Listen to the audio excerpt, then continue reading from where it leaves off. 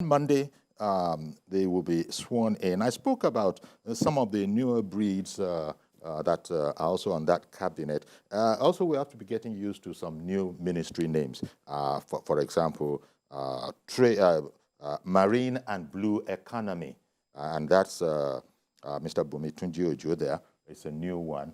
What do you think of that? He has an engineering background. I think he's a smart guy. I don't understand the politics. I'm not sure if it's, but I think it's, I don't know how much he knows about the industry, but I think, again, it's an industry that it might be okay to learn on the job, but I think because of his background, technical background, he needs to quickly learn.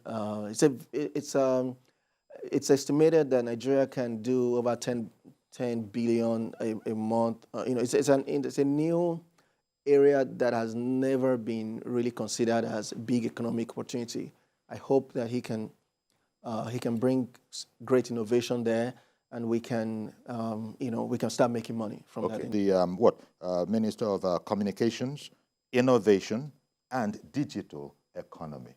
So that connects effectively with the new generation. Indeed, with the youth. Indeed, with the youth. And if we look at his background, I watch his screening, and I think he's a very smart, tech-savvy person. Yeah. And that's the kind of person. And that's the kind of thing that has been missing in governance for God knows how long. And he connects effectively and efficiently with the youth. Indeed. Well, we've heard of the Ministry of Humanitarian Affairs and Poverty Alleviation, but it's Betta Edu who is occupying that portfolio now. Again, we're going to find out about her. You know, she's had a humanitarian background, hasn't she? I suppose when you deal with people and, you know, improving their lives and that kind of a thing, maybe that's part of it. So I think for me, this is also a very delicate ministry. It's a political ministry, because how do you deal with lists, all these challenges about creating lists across the country, what lists are authentic or not? I hope she can be firm. Okay, just that's looking at the political aspect of it. I think, yes. But there's also the very, very important aspect of actually doing what the ministry says, alleviating poverty in the land. And I think she's had some sort of experience in that. For me, I think the only way, because the primary way of alleviating poverty is to fix the economy. Okay. Number one. And I don't think she's going to play in that space. I think she's going to be more in the area of allocating budgets, intervention budgets for, you know, things like cash transfer, humanitarian. Well, that's one way. We still need to know what ministries will collaborate more with him. If this ministry is working with him, I think that would be great. We can start talking about economic impact. But other than that, if it's all about emergency, social investments, if you're talking about cash transfer, all those, it's highly political. You can see how Keyamo had problems with the Senate. Keyamo wanting to do the right thing by saying, hey, we got lists from the states, we're honoring those lists, we're giving money to those people. And then you had the senators, the House people saying, hey, we want input, we want to make inputs on the lists for good reasons, So I think that will be her biggest challenge. I hope she does well, managing egos across 36 states, political egos, and being able to disburse. She's going to have a lot of budget to play with, but how she manages that budget across 36 states, I think that will be her biggest challenge, and I hope that she can do well.